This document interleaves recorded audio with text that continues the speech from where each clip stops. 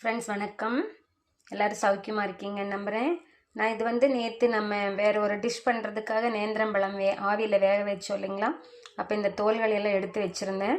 இதை வச்சு தான் இன்றைக்கி ஒரு சூப்பரான 3 மினிட்ஸ்க்குள்ளே செய்யக்கூடிய ஒரு ஸ்நாக்ஸ் நான் உங்களுக்கு காமிக்க போகிறேன். அதுக்கு நம்ம இந்த பெருசாக இருக்கிறத அப்படியே கொஞ்சம் தின்னாக நம்ம பிச்சு வச்சுக்கணும். பிச்சுட்டு காமிக்கிறேன் உங்களுக்கு. ஃப்ரெண்ட்ஸ், இந்த மாதிரி தின்னா நம்ம அதாவது கொத்தவரங்காய் 2-3 பிச்சா வரும் இல்லைங்களா, அந்த மாதிரியான அகலத்தில் இந்த மாதிரி நம்ம இதை தின்னா உரித்து வச்சுக்கணும். கிழிச்சு அப்படி விரலையே எடுத்துக்கலாம். அதை ரெடி பண்ணுறதுக்கு இப்போ நம்ம தவா வச்சுக்குவோம். வச்சுட்டு ஆன் பண்ணிவிட்டு அதில் நம்ம இப்போ ஆயில் சேர்த்துக்கலாம். கோகோனட் ஆயில் கொஞ்சம் டேஸ்ட் நமக்கு கொடுக்கும். எந்த ஆயில் வேணாலும் சேர்த்துக்கலாங்க ஃப்ரெண்ட்ஸ்.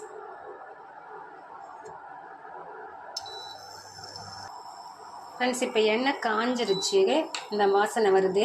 அதுக்குள்ளே நம்ம இந்த ஸ்லைஸ் பண்ணி வச்சோம் இல்லைங்களா, இந்த நேந்திரம்பழத்துடைய தோலை நம்ம அப்படியே போட்டுடலாம். இது நேந்திரம்பழத்தோட தோல் கொஞ்சம் ஃப்ளெஷியாக இருக்கிறதுனால நம்மளுக்கு நல்ல டேஸ்ட்டை கொடுக்கும். இதில் நம்ம அந்த ஆயில் எல்லாத்துக்கும் படுற மாதிரி நம்ம அதை மிக்ஸ் பண்ணி கொடுத்துக்கலாம்.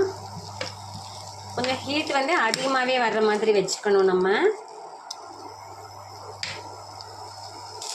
இந்த மாதிரி நம்ம கொஞ்சம் ஸ்ப்ரெட் பண்ணி விட்டுட்டோம் அப்படின்னா அந்த தோசை வேகிற மாதிரியான ஒரு சவுண்டும் மணமும் நமக்கு வரும். அப்படியே ஸ்ப்ரெட் பண்ணியே நம்ம கொடுத்துக்கலாம். இதில் நம்ம சால்ட், இப்போ பொடி, உப்பு ஆட் பண்ணிக்கணும். நல்லா ஸ்ப்ரெட் ஆகிற மாதிரி அப்படியே தூவி விட்டுக்கலாம். ஏன்னா அது ஆயிலியாக இருக்கிறனால ஒன்றா ஸ்ப்ரெட் ஆகாது, ஒன்றா சேர்ந்துக்கும். நல்லா நம்ம மிக்ஸ் பண்ணி கொடுத்துக்கலாம். நமக்கு இது கிறிஸ்பியாக வேணும் அப்படின்னா இன்னும் கொஞ்சம் நேரம் வரைக்கும் விடலாம்.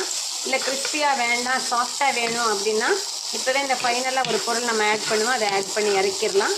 இன்னும் கொஞ்சம் கூட நான் கிறிஸ்பி ஆகிறதுக்கு விடுறேன். ஃப்ரெண்ட்ஸ், இப்போ சூப்பரான ஃப்ளேவர் வருது.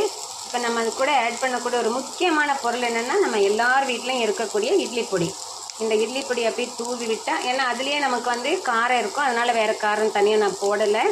இதை போட்டு நல்லா நம்ம மிக்ஸ் பண்ணி கொடுத்துட்டோம் அப்படின்னா நம்மளுக்கு டேஸ்டியான, இதுக்கு என்ன பேர் வைக்கலான்னு சொல்லுங்களேன். ஃபிங்கர் சிப்ஸு, ஃபிங்கர் ஃப்ரைஸு, எது வேணாலும் சொல்லலாம். ஏன்னா ஃப்ரெஞ்ச் ஃப்ரைஸ்ன்னு சொல்கிறோம் இல்லைங்களா, அந்த மாதிரி இதுக்கு ஒரு பேரை நம்மளே வச்சு டைட்டில் கொடுத்துக்கலாம். ரெடி ஆகிடுச்சுங்க ஃப்ரெண்ட்ஸ். அவ்வளோ டெலிஷியஸாக இருக்கும். நீங்கள் நேந்திரம்பழம் கிடச்சிதுன்னா அந்த தோலை வீணாக்காமல் ஸ்டீம் பண்ணி எடுத்து வச்சுக்கோங்க. சாப்பிட்டுட்டு எனக்கு ஃபீட்பேக் கொடுங்க.